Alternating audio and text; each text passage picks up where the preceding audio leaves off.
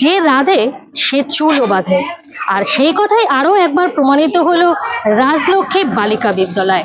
কারণ সরস্বতী পুজো, আর এই সরস্বতী পুজো উপলক্ষে সরস্বতী পুজোর যে মাতৃ প্রতিমা, সেই মাতৃ প্রতিমা তৈরি করেছে এই স্কুলেরই এক ছাত্রী।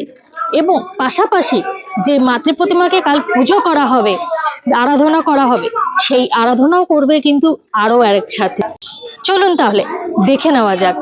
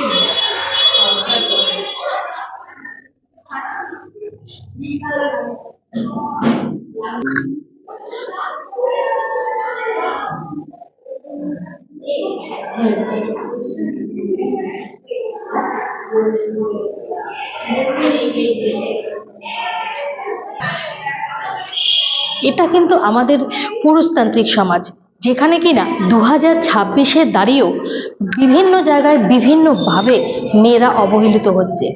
অথচ সেই সমাজে দাঁড়িয়েই রাজলক্ষ্মী বালিকা বিদ্যালয়তেই আবার মেয়েরা সরস্বতী পুজোর মাতৃ প্রতিমা শুরু করা থেকে, তৈরি করা থেকে আরম্ভ করে এমনকি পৌরোহিত্য সেটাও করছেন।